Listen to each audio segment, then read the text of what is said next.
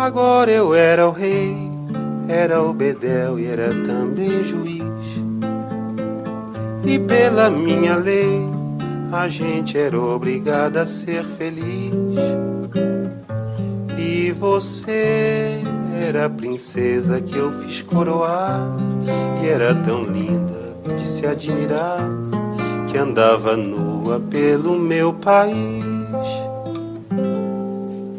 Oi, gente, tudo bem? Tudo bem. Tudo bem. Eu recebo aqui hoje em um episódio que é bem mais que uma conversa de bar, é uma conversa que é de todos os ambientes e que é urgente, que é importante. E fui alertado pela minha parceira Dandara, que está na bancada aqui comigo hoje. Todos os créditos desse episódio são dela, ela que idealizou e construiu o roteiro junto comigo, para que a gente pudesse falar sobre isso, que até então eu não tinha pesquisado nada sobre, ela que me mandou vários vídeos, vários conteúdos falando sobre o tema, e eu fiquei chocado, sensibilizado, e aí eu tive ainda mais certeza que a gente precisava falar sobre isso, mesmo nesse podcast que muitas vezes a gente fala sobre coisas engraçadas, humor, mas que é uma pauta que não pode deixar de ser discutida, a gente não pode fingir que não existe, né, gente? Então, eu fico muito mais feliz e muito mais orgulhoso de receber aqui junto comigo hoje uma pessoa que está engajada nessa causa há muito tempo, é uma ativista e uma escritora, além disso, né, no combate contra o abuso e a exploração sexual infantil, que é a Mônica Mota, né, que já era amiga da Dandara, né, Mônica? Seja bem-vinda. Exatamente. Olá a todos. Eu e Dandara nos conhecemos devido ao ensino médio, estudamos na mesma escola, e durante o ensino médio, tendo conhecimento da violência sexual contra crianças, eu tive a vontade de falar de alguma forma sobre isso, partindo do pressuposto da minha própria história de vida, né, tendo sido vítima dessa violência, então fazendo parte da estatística de crianças vítimas de violência na infância. A Dandara foi a primeira pessoa para quem eu falei esse meu desejo, essa minha vontade de falar sobre isso de uma forma idealizando um projeto, uma campanha, e foi a pessoa que abraçou a causa e que esteve comigo, né, e que continua, graças a Deus. Oi, amiga. Para mim é uma honra ter a Mônica como amiga, porque é uma pessoa que eu admiro demais, demais mesmo. É uma pessoa que eu tenho muito orgulho, é uma pessoa inspiradora. Ela é incansável, ela abraçou a causa e há 7 anos ela vem realizando projetos e tudo que está ao alcance dela para lutar contra o abuso e a exploração sexual infantil. Então, assim, ela é incansável, incansável. É incrível. Eu admiro demais você, amiga, que tô morrendo de saudade. Dandara, eu fico muito feliz de você ter me apresentado a história da Mônica e muito mais grato ainda por você ter me procurado para a gente gravar esse episódio, amiga. Muito obrigado.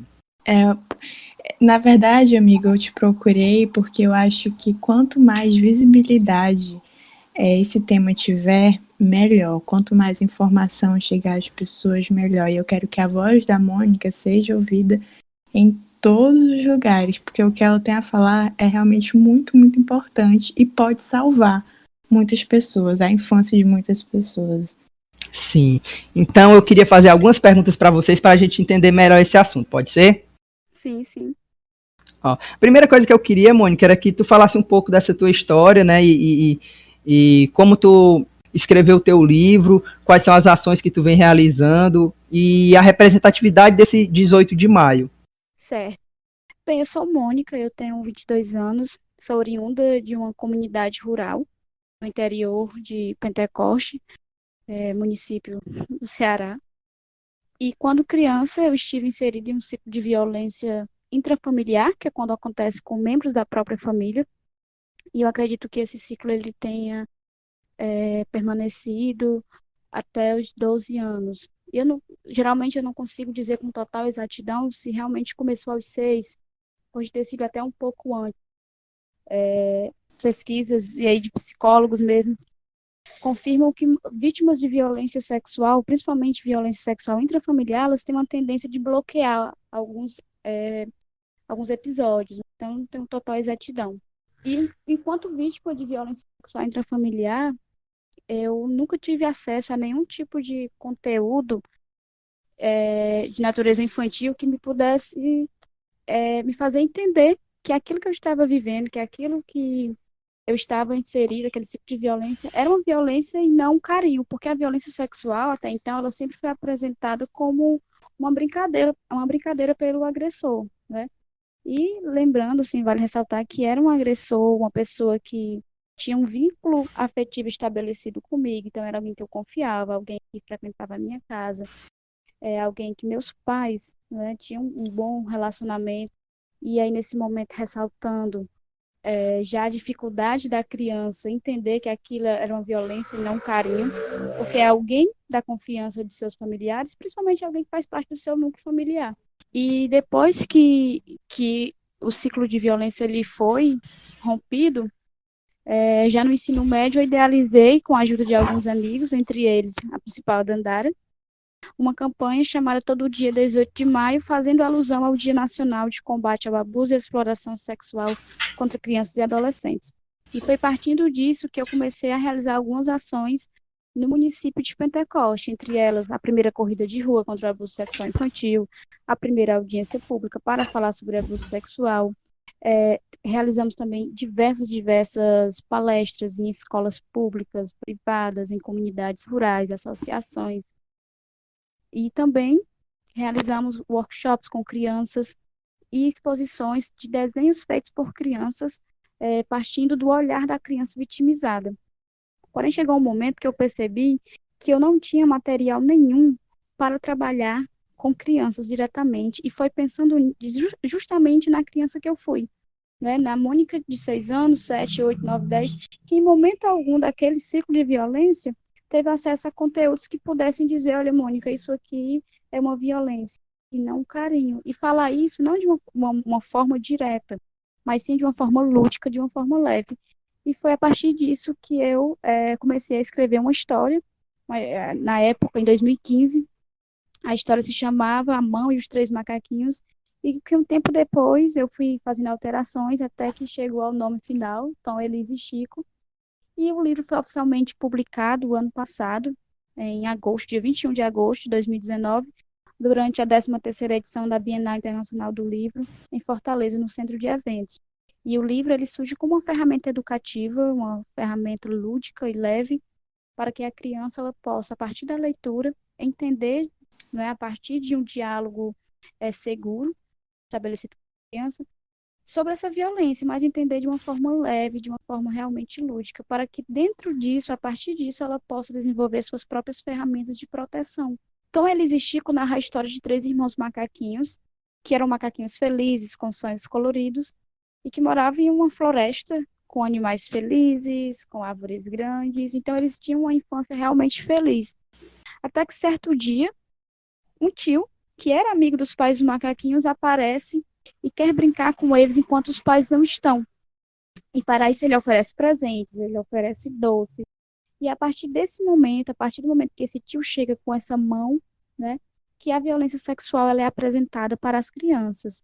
E apesar de ser um conteúdo, né, uma história muito pesada, porque é uma temática extremamente ácida, né, extremamente difícil, realmente tem tido assim, tem ganhado os corações das crianças. E isso eu não consigo nem falar por meio de palavras, assim, a alegria, a emoção, o retorno que isso traz para mim, porque é justamente isso, foi justamente nisso, assim, que eu criei o livro, que ele fosse realmente uma ferramenta educativa lúdica para que as crianças pudessem entender sobre a violência, mas entender de uma forma que elas não ficassem assustadas, né, e que não fosse algo, que não fosse ainda uma própria violência para ela, porque a criança ela ainda não está preparada emocionalmente, ela não está em seu pleno desenvolvimento para compreender sobre algo tão pesado. Por isso que é importante ferramentas como Tom, Elise e Chico, né? E as crianças, assim, elas realmente gostam bastante da história. Quando eu conto, elas interagem bastante, a gente consegue realmente falar muito bem de toda a história e falar de uma forma leve. Que incrível, Mônica, que incrível. Parabéns mesmo. Tu poderia esclarecer para a gente a diferença entre a violência e a exploração sexual infantil? Pronto. A violência sexual, ela é apresentada, ela tem vários conceitos, né? Dentro deste conceito, nós temos, por exemplo, a exploração sexual e o abuso sexual. Qual é a diferença dos dois? O abuso sexual é caracterizado por uma relação de poder envolvendo uma criança e um adulto. Por exemplo, só vai ser abuso sexual se for um adulto com a criança. Uma criança não abusa de outra criança. Às vezes, alguns adultos falam assim, é porque meu filho, meu sobrinho foi abusado por o coleguinha da escola. Isso não existe. O que pode acontecer nesses casos, e na verdade é o que acontece, é de crianças reproduzirem com outras crianças a violência a qual estão sofrendo, a qual estão inseridas. Isso é muito comum, é uma reprodução da violência a qual estão expostas, não é? E seja através da brincadeira, seja através do desenho, geralmente elas acabam se expressando de diversas formas. E o abuso sexual, ele ocorre somente para a satisfação sexual desse agressor, não é? Seja ele o pedófilo, seja ele o agressor sexual mesmo, porque também existe uma diferença nos agressores, não é? Nem todo agressor sexual é pedófilo, certo? Isso é muito importante que as pessoas saibam. Porque a Que pedofilia... nem todo agressor é pedófilo. Isso. A pedofilia, ela realmente é um distúrbio, né? É algo, inclusive, que tem tratamento. Existem pedófilos, por exemplo, que nunca chegaram a abusar de nenhuma criança, que lutam contra isso, né? Eles chamam de parafilia. Existem também outros que só cometem pedofilia online. E aí é muito importante, porque geralmente isso é muito comum em maio, no dia 18, a Polícia Federal sempre faz umas operações, né, contra a pedofilia virtual. E as pessoas, o que é que eles alegam? Ah, mas eu não fiz nada com nenhuma criança. Mas a partir do momento que ele tem acesso a conteúdo, né, de natureza pornográfica envolvendo crianças, crianças sem roupas, vídeos de crianças, tudo isso já é considerado abuso sexual, né? E a exploração sexual, por sua vez, ela é caracterizada por uma relação de comercialização, né, mercantilização daquela criança. Sempre vai haver algo em troca, certo? No Ceará é muito comum, né? E aí é uma palavra que me dói ter que dizer que essa violência é uma violência comum, mas principalmente com relação ao turismo sexual, muito praticado na capital, né? Muito praticado em Fortaleza, porque são turistas que vêm de outros estados, de outros países, e acabam que cometendo essa violência contra nossas crianças, nossos adolescentes, e ressaltando que adolescente não se prostitui, adolescente é prostituída, não é? Jamais, em momento algum, não tem como um adolescente dizer, hoje eu vou me prostituir, não. Ela está naquele espaço, ela está naquela condição porque um adulto a impôs ali. Sim, então o abuso ele não é caracterizado somente quando há o contato físico, né, Mônica? Exatamente. Mas existem, né, categorias com relação ao abuso sexual, com contato físico e sem contato físico, né? Por exemplo, observar a criança tomar banho é abuso sexual. Ver a criança tocar no seu corpo e isso causar satisfação sexual no agressor é considerado abuso sexual. Fotografar a criança em roupa, fazer vídeos da criança em roupa, colocar a criança para assistir conteúdo de natureza pornográfica é considerado abuso sexual. E também, lógico que é considerado abuso sexual tocar na genitália da criança, seja com a mão, seja com outros objetos, seja colocar a criança também para tocar no corpo do adulto, nas suas partes íntimas, né? E aí tem sexo oral. E o que é muito difícil para com a violência sexual são os estereótipos que envolvem a violência. Por exemplo, a criança denunciou o abuso sexual e aí ela vai ter, infelizmente, ser levada para fazer o exame de corpo de delito, que é um exame extremamente invasivo para essa criança, para essa adolescente. E na grande esmagadora maioria dos casos não se tem nada, porque não houve penetração, né? E aí, automaticamente, já é dito que a criança mentiu, não é verdade, né? O adulto não fez isso, quando na verdade não. Quando na verdade ele fez sim, muitas vezes só com toques. E o que é que acontece? Muitas vezes esse agressor ele já sabe que vai ser menos difícil, né, de acreditarem nessa criança se ele realmente não fizer a consumação do ato mesmo, né? Então é muito complicado. Outro estereótipo que envolve a violência com relação a meninos. Todo mundo acha que só quem sofre abuso sexual são meninas, quando na verdade meninos também são grandes vítimas da violência sexual infantil. Porém, diante de uma sociedade extremamente machista, em que desde cedo os meninos eles já têm que provar sua masculinidade, né? E aí é ainda mais difícil para esse menino ter que relatar a violência que sofreu. No Brasil, nós temos mais de 75% dos casos de denúncias apontando para meninos, mas isso não exclui e muito menos deixa os meninos imunes a essa violência. Só complementando um pouco a fala da Mônica, ela chegou a falar que adolescente não se prostitui, né? Eu percebo que muitas vezes as pessoas se sensibilizam mais quando conhecem histórias de crianças que foram abusadas, crianças na faixa de seus 6 anos, enfim, crianças. Mas quando são adolescentes, as pessoas não se sensibilizam, as pessoas procuram desculpas, falam que a adolescente está lá porque quer, falam que está roubando o marido da mulher casada, que está na prostituição porque escolheu estar na prostituição. A pessoa não se sensibiliza com a história da adolescente, entendeu? Isso é um absurdo. Complementando sobre a diferença entre o abuso e a exploração sexual infantil. O abuso e a exploração, elas são coisas distintas, mas que elas estão intimamente conectadas. A exploração sexual é a utilização de crianças e adolescentes para fins sexuais, com a intenção de lucro ou ganho financeiro, e ocorre no contexto da prostituição, da pornografia, das redes de tráfico, no turismo, como a Mônica falou muito bem, que infelizmente acontece muito no Ceará. Portanto, a exploração acontece, na exploração acontece a mercantilização dessas crianças e desses adolescentes. Eles são tratados como mercadoria, eles são objetificados. E, inclusive, no Código Penal diz que pagar para fazer sexo com uma criança ou com um adolescente é crime de exploração sexual. Se for menor de 14 anos, também é caracterizado como estupro de vulnerável. E é crime para quem agencia o menor, é crime para o dono do estabelecimento onde acontece a violência e é crime para quem pratica a violência. Já o abuso sexual, como a Mônica bem colocou, acontece com a criança ou adolescente, quando uma criança ou adolescente é usado para estimular ou satisfazer sexualmente um adulto, ou seja, quando este adulto pratica qualquer ato de natureza sexual ou libidinal contra uma criança ou adolescente, não envolvendo, no caso, dinheiro ou alguma gratificação. Tô falando, Dandara, eu lembrei do documentário que você me sugeriu, né, um Crime Entre Nós, Sim.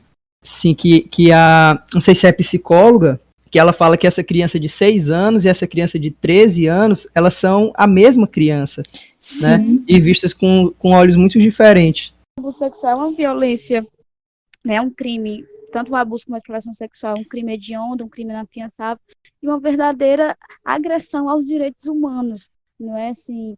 E que a sociedade, ela contribui muito para a permanência desse crime, sobretudo para a omissão dele. Sabe? Muito Sim. mesmo.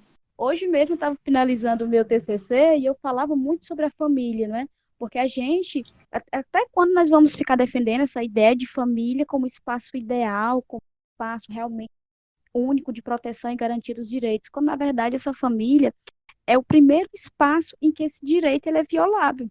Então, será que realmente essas crianças, esses adolescentes estão protegidos dentro de casa? Será que essa família realmente é um espaço ideal para eles?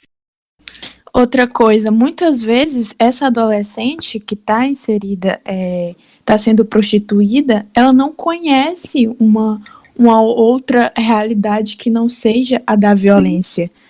Desde que ela nasceu, ela está inserida em uma realidade de violência, ela não conhece outra coisa na vida. Aquilo é tudo que ela tem, entendeu? E as pessoas não entendem e tentam culpabilizar essa menina que é, sim, vítima, não responsável. Sim, a Juju até fala que aconteceram com as mães delas, com as avós delas, e aí vai se normalizando, né? Sim. E aí ela não entende, não compreende como uma violência, porque ela cresce nesse ambiente, né? Exatamente. Sim. Eu atendi uma família, na verdade eu comecei a atender quando no estágio. Eu atendi primeiro a vítima, era um menino, não era um adolescente. E quando eu perguntei a ele sobre a violência, quando ele começou realmente, quando ele conseguiu falar, ele disse assim para mim, não, mas é comum, a minha mãe disse que é assim, porque ela passou por isso, a minha avó passou por isso, e acho que a mãe da minha avó também passou por isso. Então, assim, realmente é um ciclo que tem uma continuidade, que não é rompido. E E começa quais dentro são da os sinais própria de família. alerta? Ô, Mônica, perdão. Mas quais são os sinais de alerta que a gente pode, assim, perceber que indicam esse abuso sexual? Que a gente pode Nós ir temos, notando na criança? nós temos inúmeros indicadores, não é? E aí eles podem ser citados tanto de natureza emocional como comportamental, não é?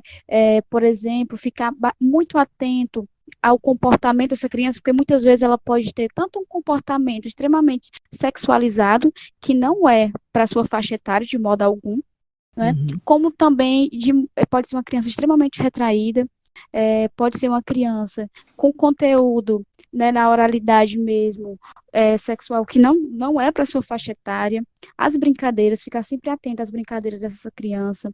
Muito comum crianças vítimas de abuso sexual, elas terem crises de choro compulsivas por nada. A criança está normal, do nada começa a chorar, fica bastante atenta a isso.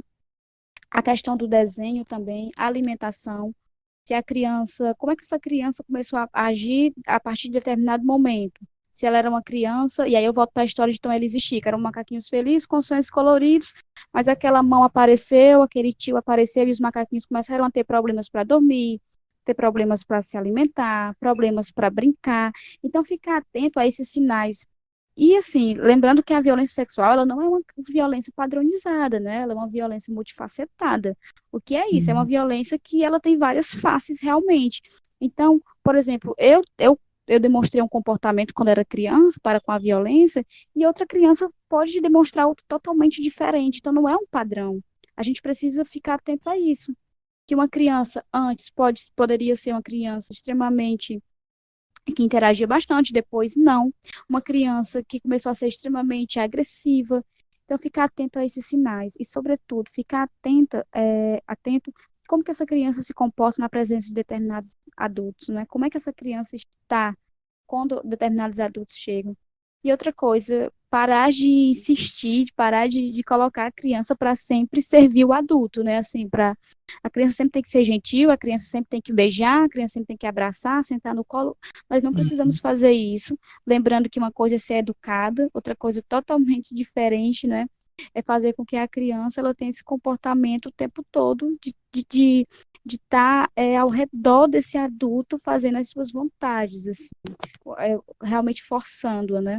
Sim. E como é que a gente aborda essa vítima, então, essa criança? Como é que a gente explica para ela o que é o abuso?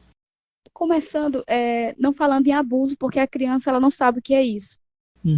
Ressaltando que 85% dos casos de abuso sexual no Brasil ocorrem no contexto intrafamiliar. Então, esse agressor, seja ele pedófilo ou não, ele tem um vínculo afetivo estabelecido com essa criança. Então, é alguém que essa criança confia, alguém que essa criança gosta, né? Eu lembro de uma criança que eu sempre perguntava a ela o seguinte: como é que o papai brinca com você? E ela ficava me dizendo, brinca assim, brinca de outro jeito. Até que eu fui descobrindo que aquele adulto estava abusando sexualmente dela. Não dá para chegar para essa criança e perguntar, algum outro da sua família faz abuso sexual com você, porque ela não vai saber falar sobre isso. Então, é realmente tentar estabelecer um diálogo seguro com essa criança, um diálogo lúdico para que ela consiga confiar em você e relatar de acordo com a sua linguagem, né, de acordo com as suas expressões, o que está acontecendo. E eu posso indicar outros livros, para além de Tom Elis e Chico.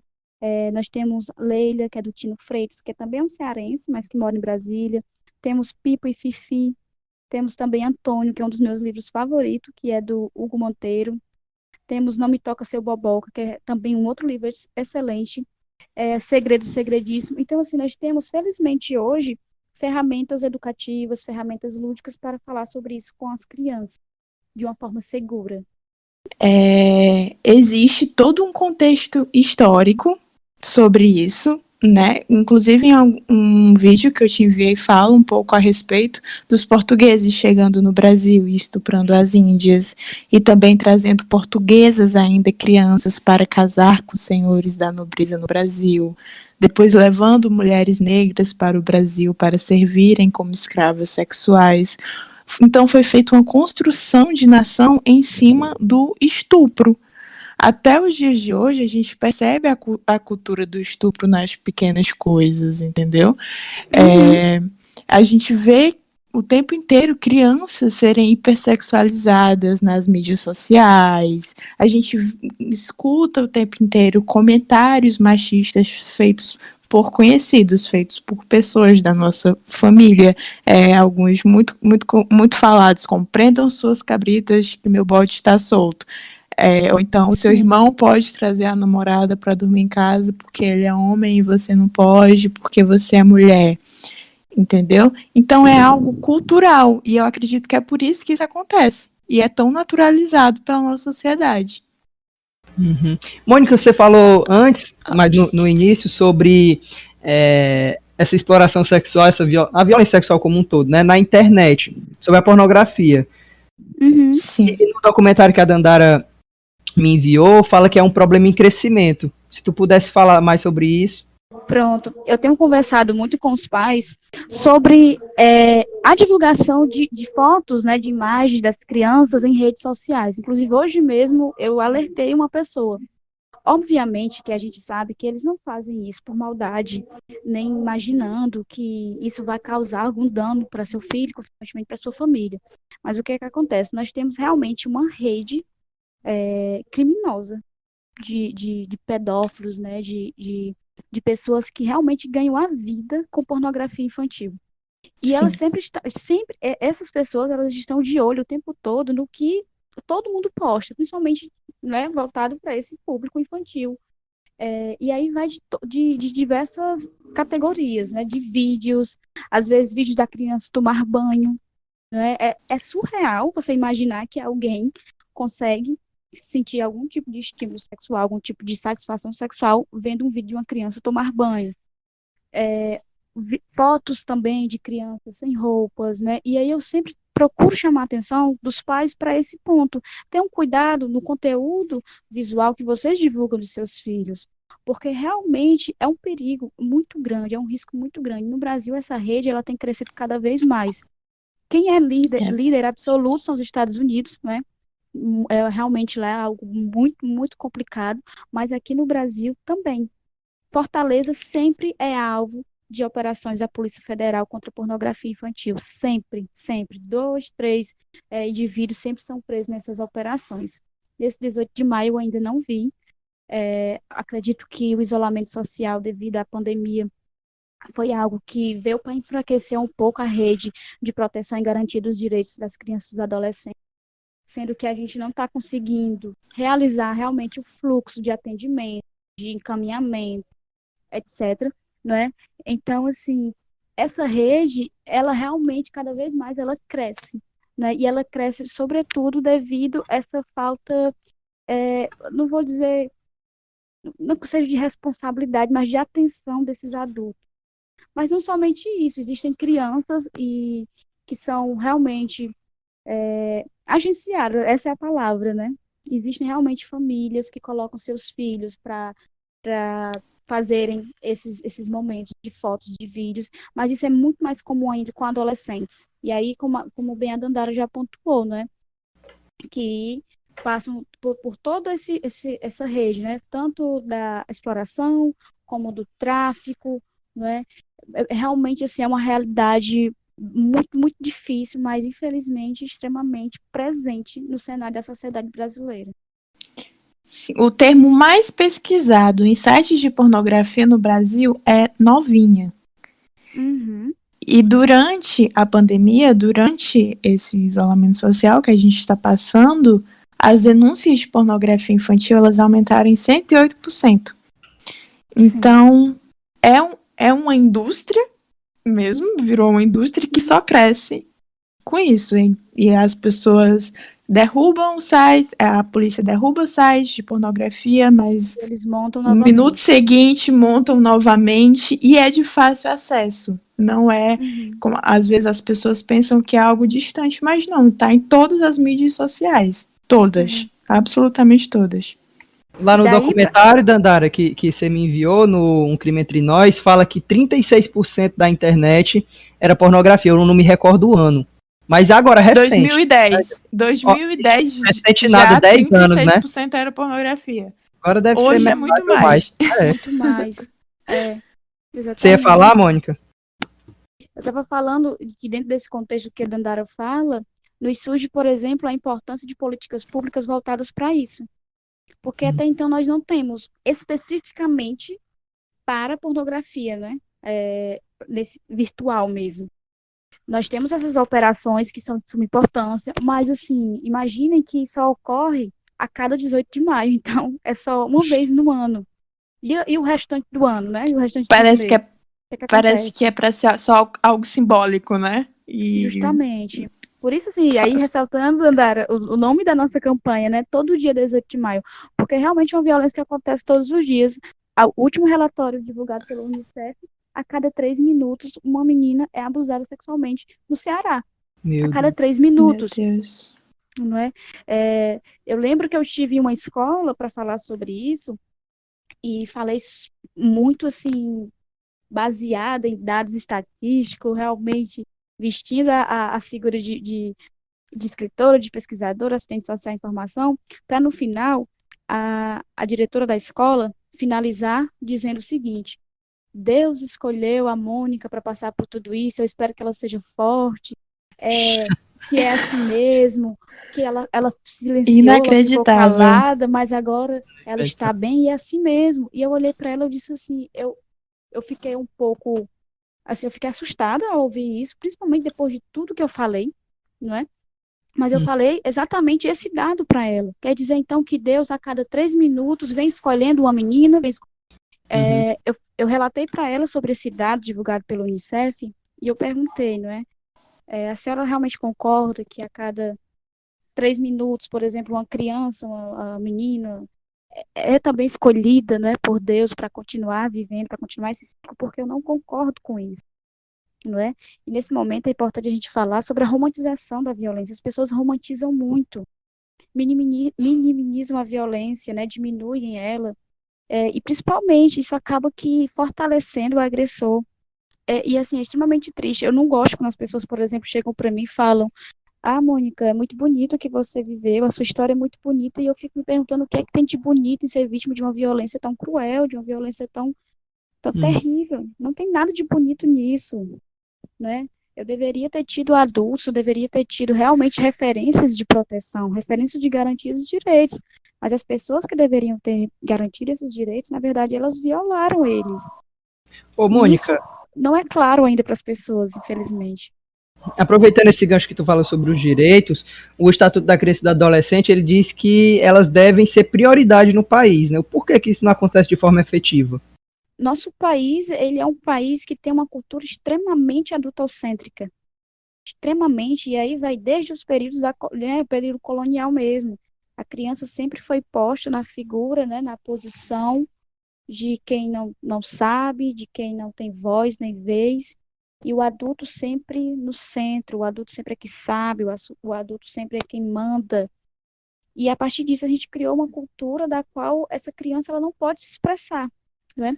Tanto que as garantias, não é? Os marcos da garantia dos direitos da infância e da adolescência são muito recentes. O ECA, por exemplo, 30 anos. Né? As DSECAS, que são as delegacias especializadas em crimes sexuais, também bem recentes. Conselho Tutelar, muito recente. Então, assim, a luta pela garantia dos direitos da infância e da adolescência, elas não têm uma história muito longa, ela é muito recente. Eu tenho 22 anos. Eu tenho quase a idade do Estatuto da Criança e do Adolescente. Então, você imagine crianças que foram vitimizadas, crianças que foram extremamente inseridas em ciclos de violência, não somente a violência sexual, mas diversas outras, há 30 anos, 40, 50 anos atrás. Sim. Dandara, Oi, tu consegue me dizer os números do abuso sexual infantil no Brasil? Então, a gente tem vários números, porém, existe uma subnotificação gigantesca, porque não há Uhum. denúncia, entendeu? E por que que não há denúncia? Porque a gente sabe que a maioria dos casos, eles acontecem dentro de casa, com familiares ou com conhecidos da vítima. E muitas vezes a família sabe o que está acontecendo e prefere não denunciar. Porque às vezes, amigo, é algo geracional, é algo passado de pai para filho. Vai passando de geração em geração o abuso e também vai passando de geração em geração o silêncio. Vira algo natural dentro da família.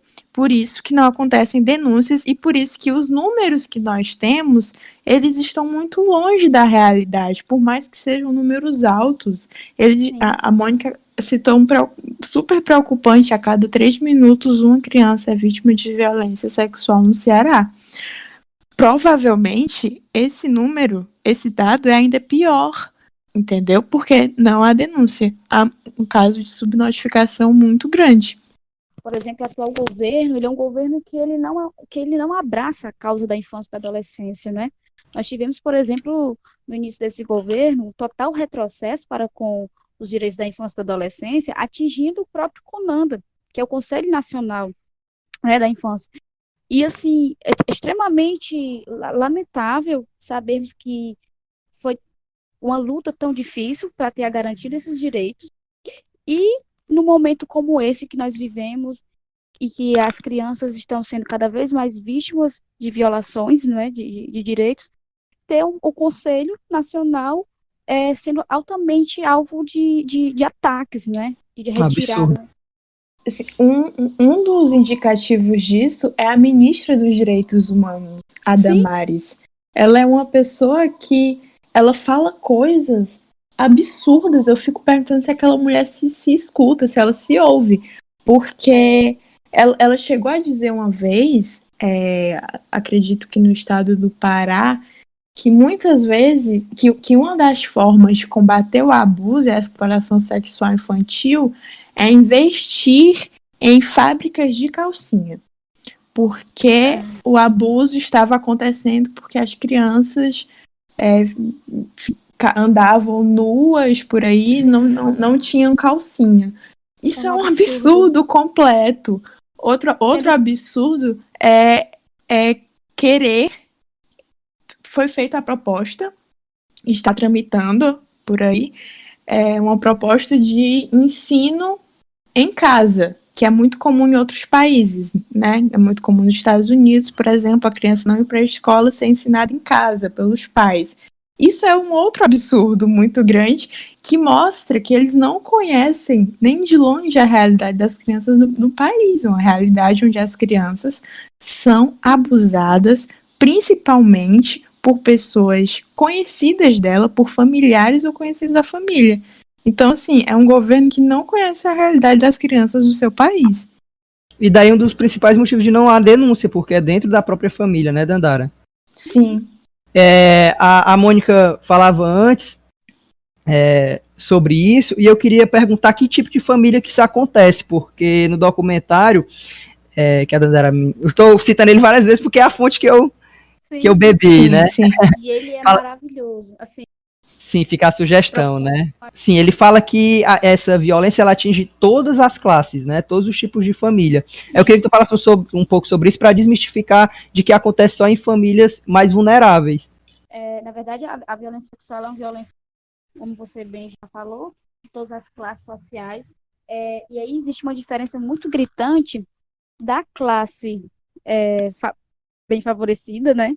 Para a classe não favorecida. Porque que acontece? Quando essa violência ela acontece com a criança da periferia, com a criança da zona rural, com a criança carente, né, vulnerável, ela fica mais evidente, é mais fácil de identificar. Quando essa violência ela ocorre no seio da família, não é? Da classe média alta, por exemplo, é mais difícil de identificar. Eu recordo de um caso que acompanhei, que era de um juiz que abusava da filha. E essa menina simplesmente ela não conseguia fazer a denúncia e ninguém da família conseguia, porque Por quê? Por conta da figura do próprio agressor, era um juiz, né? Era uma pessoa que tinha poder na família e que conhecia todos os outros juízes da comarca. Então ele ameaçava, isso nunca vai passar, né? Nenhum juiz vai aceitar essa denúncia, eu jamais vou ser condenado. Então, assim, é ainda mais difícil, a violência sexual, ela se torna ainda mais complexa quando ocorre na classe média alta, sabe? É bem mais complexo. Tanto para denúncia, para responsabilização do agressor e, sobretudo, para acolhimento e atendimento especializado daquela vítima. Você ia falar, Dandara? É verdade. Erroneamente, na nossa sociedade, existe esse pensamento de quem tem dinheiro e teve acesso a uma educação de qualidade, sabe distinguir muito bem o que é certo do errado, e só vai fazer o que é certo e não vai fazer o que é errado, né? Sendo que quem tem mais dinheiro, como a Mônica muito bem colocou, tem mais sucesso em esconder os sinais que a violência acontece, seja fazendo um suborno com o juiz, seja comprando policiais, seja fazendo um aborto em uma clínica clandestina. Então a violência, ela atinge mesmo todas as classes. Sim. E eu queria perguntar para vocês o que nós, como cidadãos, podemos fazer então para ajudar.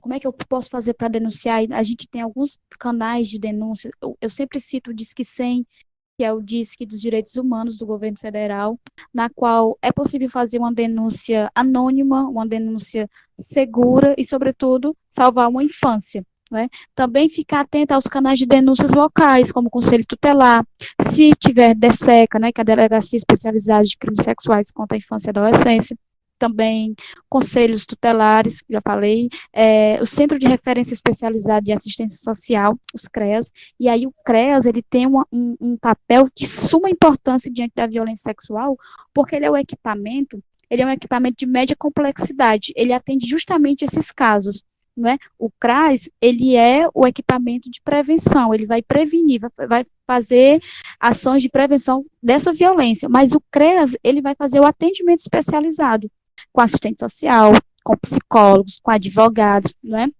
E também, eu acredito que, sobretudo, ficar atento aos sinais e acolher essa criança, acolher esse adolescente, mas acolher sem ser invasivo, acolher sem julgamento, simplesmente acolher, porque é disso que essa criança, é disso que esse adolescente precisa nesse momento, de acolhimento, precisa se sentir seguro, precisa confiar em alguém.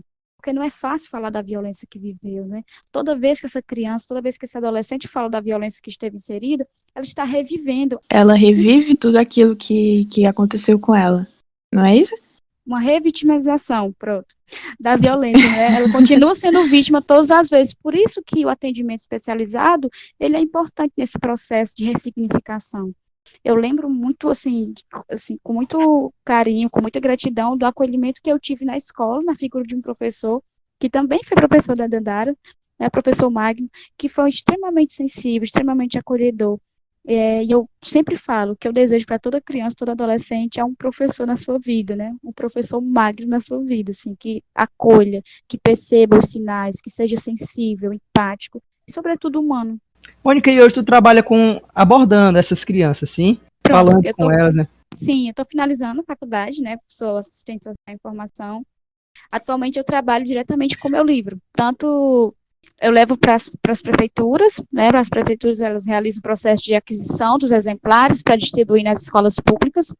Isso é uma grande conquista também, porque um livro como esse ser utilizado na escola pública é um marco histórico. Por exemplo, no Ceará. E aí eu faço formações com educadores, formações para falar sobre o que é a violência, como denunciar, né, como identificar em sala de aula.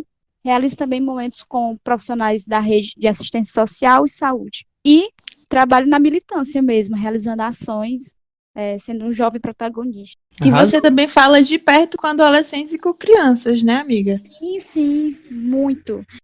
Faço rodas de contação de história e com os adolescentes, geralmente, eu faço mais um momento de falar da minha própria história de vida, né?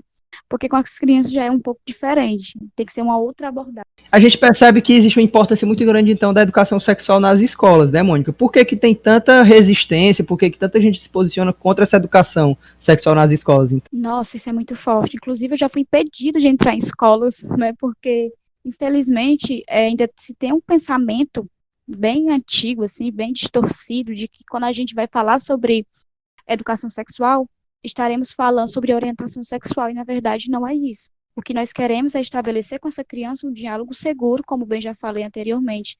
É fazer com que essa criança ela possa entender e diferenciar o que é um toque bom para um toque ruim. Como ela fazer com que ela perceba quando caso ela esteja inserida em um ciclo de violência sexual. Aqui em Fortaleza nós tivemos um caso muito lamentável, e aí partiu de um parlamentar da Assembleia Legislativa do Estado. É extremamente vergonhoso saber que nós temos parlamentares como esse, por exemplo, na qual ele fez uma denúncia dizendo que os professores nas escolas públicas de Fortaleza estavam fazendo um processo de erotização precoce das crianças. Isso é um absurdo, porque a Prefeitura de Fortaleza jamais fez isso. Inclusive, isso foi um dos motivos pelo qual não consegui levar o livro, né, para a Prefeitura de Fortaleza, porque no momento estava maior confusão, estava assim muito tenso mesmo, devido a essa denúncia. E acontece que fake news é crime, todos já sabemos, porém as pessoas continuam repassando, as pessoas continuam compartilhando. É muito triste, muito lamentável. E realmente é isso, as pessoas pensam que quando a gente vai falar sobre educação sexual, nós estaremos falando sobre sexualidade avançada, né, sobre assuntos de teor sexual, e não é isso, gente. Nós queremos salvar infâncias, nós queremos que a infância, fazer da infância realmente um espaço único de proteção e garantia dos direitos, um espaço único de descobertas, porque é a partir da infância que nós vamos ter um desenvolvimento sadio, né, todo o processo da vida, assim. Um parêntese, que o atual presidente, em uma fala completamente ridícula, disse que quem ensina sobre sexo é mamãe e papai, era uma crítica à educação sexual. E aí o que a gente quer dizer para o presidente é que, atualmente no Brasil, quem mais abusa de crianças e adolescentes é justamente papai. E quem mais se omite é a mamãe. Então, esse posicionamento dele, essa fala dele, é assim, extremamente lamentável. Ele é uma pessoa nojenta. A gente vai ter um episódio aqui no podcast, Mônica. A gente vai ter um episódio aqui no podcast só pra xingar o Bolsonaro. É uma reunião para xingar o Bolsonaro. E a Dandara a Dandara vai estar na bancada, né, amiga? Amigo, vai ser um episódio muito longo. Eu já te disse isso, porque eu tenho uma lista de xingamentos assim, não. Tem algumas coisas. Eu acho que eu tenho algumas contribuições relevantes. Eu tô ansioso pra esse episódio, viu? Não, sobre a importância da educação sexual nas escolas, né? Eu acredito que a educação sexual nas escolas é a forma mais eficaz que se tem de combater a violência sexual. Que ela tem um corpo que é dela e que somente ela decide e tem poder sobre o que fazer com esse corpo, entendeu?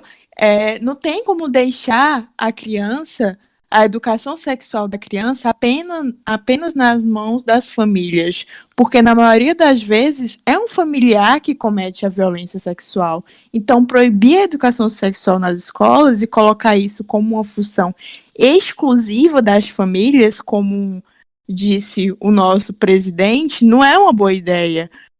Porque a realidade é que muitas crianças precisam aprender a se proteger da própria família. Muitos dos casos de estupro, eles são descobertos na escola porque as crianças se sentem à vontade para falar com professores. Assim, normalmente, existem 2 lugares onde as crianças ficam, ou é na escola ou é em casa. Se o estupro acontece em casa, o outro lugar em que ela pode se sentir à vontade para falar com alguém sobre o que acontece, sobre a violência que ela passa, é na escola. E muitos professores escutam histórias de crianças ou adolescentes que foram abusados, ou eles percebem os sinais por si só e começam ali uma conversa. Mas se algumas pessoas elas querem proibir que isso aconteça, elas querem proibir que as crianças tenham acesso a esse tipo de ensinamento na escola, essas pessoas elas estão contribuindo para o estupro intrafamiliar.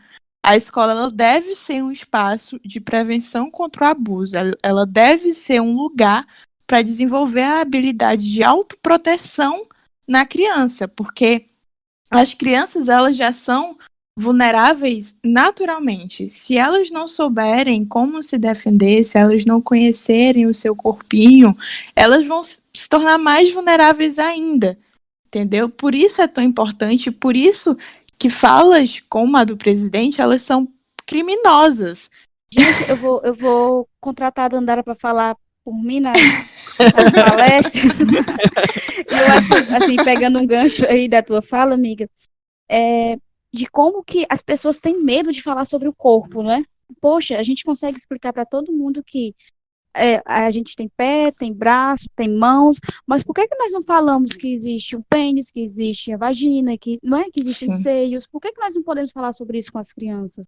E é justamente isso. Quem vai ser vítima dessa violência é a criança. E ela só vai conseguir falar para um adulto de sua confiança se ela souber o que ela está vivendo. E não é saber chegando para um adulto e dizer, olha, fulano, eu estou sofrendo abuso sexual, uma violência extremamente. Não, não é isso. É saber chegar e dizer assim, olha, aquele adulto tocou no meu corpinho onde não pode, né? Eu não gostei. Porque é isso, é extremamente confuso para a criança, e aí eu trago para a minha própria história de vida, eu lembro que como era confuso, toda vez que aquele adulto me tocava, mas ele era alguém da minha casa. Ele era alguém que quando meus pais saíam, eles diziam, obedeça o titio. Os meus pais falavam isso para mim. Como é que eu ia desobedecer, né? Uma pessoa que eu recebi uma ordem para não desobedecer. E aí, voltando para a ideia de sociedade adultocêntrica, eu lembro de um fato que aí foi um dos mais tristes da minha história, que foi no casamento dele com a minha tia, né? O agressor da minha infância, ele é casado com a irmã do meu pai, e eles casaram, nunca esqueci a data do casamento, né? 5 de dezembro de 2005, foi justamente essa data, eu tinha 8 anos. E quando a gente, no meio da festa, ele me encontrou numa parte da casa em que não tinha ninguém, ele pegou no meu braço e falou assim, muito sério, olhando para mim: estou casando hoje, mas você vai ser para sempre a namoradinha do titio. Isso eu tinha 8 anos. Como é que uma criança de 8 anos recebe isso, né? E eu cresci com medo de me tornar namoradinha de alguém. Eu cresci com medo de ter, né, que passar por tudo aquilo com outras pessoas. E se naquele momento que eu ouvi aquilo, se eu tivesse um outro adulto que fosse referência para mim, que eu soubesse que criança não namora, que criança só tem amiguinhos, certamente eu teria recorrido a esse adulto, teria falado, né? Olha, meu tio falou isso para mim. E talvez ele pudesse ter sido repreendido ou não, mas pelo menos eu teria falado, sabe? Por isso a importância de falar sobre isso com essas crianças. Por isso que a escola deve ser um espaço para além dos seus conteúdos, né, da grade curricular. Ela, sim, é um espaço de cidadania, é um espaço, sim, de proteção, de prevenção, de enfrentamento a todo e qualquer tipo de violência. Então, meninas, eu não tenho nem como agradecer. Eu adorei conversar com vocês. Foi um momento de muito aprendizado também. E estou muito, muito orgulhoso de poder publicar esse episódio. Viu? Fazer com que vocês sejam ouvidas. Eu que agradeço, amigo. Pra gente finalizar... É a minha primeira vez. É a minha primeira vez participando desses canais, então estou me sentindo muito burguesa. Eu outras vezes. Tá sempre convidado para dar uma festa para você, viu, Mônica? Obrigada, eu quero ir para esse daí, de esculhambar o Bolsonaro. Aliás, eu posso até montar um clube, né? Não, com certeza, com certeza. Abro uma cerveja aqui e tá tudo certo, vamos só falando. Esse é o espírito do podcast. Tá ótimo. Pois muito obrigada, Ulisses Dandara, te amo, obrigada demais. Amiga, também te amo, muita saudade de você e muito obrigada por ter aceitado o nosso convite, meu e de Ulisses, de participar do podcast. Muito, muito obrigada mesmo. Quanto mais gente ouvir sua voz, eu tenho certeza que mais infâncias vão ser salvas. As nossas. E isso é maravilhoso. Sim. Pra gente finalizar, eu queria só que vocês deixassem alguns canais de denúncia, né, caso alguém precise, né, espero que não, mas... Muitas vezes as pessoas têm medo de denunciar também por conta do anonimato, né? Tem medo de que saibam, às vezes em cidadezinhas pequenas, como as nossas, por exemplo. Muitas vezes elas têm medo de que descubram que foi elas que denunciaram e aí não vão no conselho tutelar e falar, porque, enfim. Mas existe uma proteção para isso. Essas pessoas, elas vão ser mantidas em anonimato, elas vão ser mantidas anônimas. E acho que o principal canal de denúncia é o Disque 100, não é, Mônica? É o principal canal de denúncia que existe. Se as pessoas... É uma opção ir até um conselho tutelar ou ir até uma delegacia, mas eu acho que o principal canal de denúncia é o Disque 100. Que através do Disque 100 você pode realmente ficar tranquilo com relação à retaliação, por exemplo, né, sem ter aquele medo todo de que a família vai saber que eu denunciei, as pessoas vão saber, mas eu acho que, para além de pensar nisso, de que a família vai saber, de que as pessoas vão saber, é ter a plena certeza que você vai estar possibilitando para aquela criança e aquele adolescente a oportunidade de sair, né, desse ciclo de violência tão cruel e ter o atendimento especializado necessário para ressignificar a violência que viveu. E buscar sempre os outros canais, conselho tutelar, locais, Isso. né? E olhar mais em volta, né? Porque às vezes a gente fala sobre isso e as pessoas pensam que é uma coisa distante, sendo que não é. Você olha na rua, vê uma menina, uma criança grávida, por exemplo. E aí, às vezes, as pessoas dão o nome de gravidez na adolescência, sendo que aconteceu ali que o que aconteceu ali foi um estupro, não foi um ato de duas pessoas, de adolescente na mesma idade. Não, foi um estupro. E acaba sendo naturalizado e as pessoas não prestam atenção mesmo, entendeu? E eu acho que quanto mais longe da capital, quanto mais interior, menos locais de proteção, como delegacias especializadas, como centros de atendimento psicológico, existem.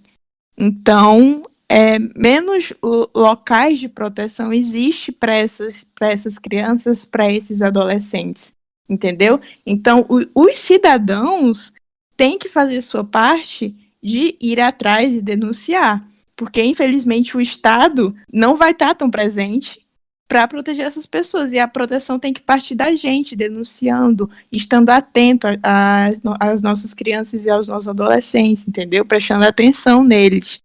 Vendo se tem alguma coisa errada, estando atento aos sinais, enfim. Muito obrigado, meninas. Mais alguma consideração, Mônica? Perfeito, obrigada demais. Eu que agradeço, e agradeço também a Dandara, e até a próxima, né? Espero que a gente tenha outros momentos como esses. Também espero. Muito obrigada, muito obrigada. Gente, denunciem, Disquem 100, todo dia 18 de maio. Acompanhem a Mônica nas redes sociais, porque ela sempre está fazendo muitas.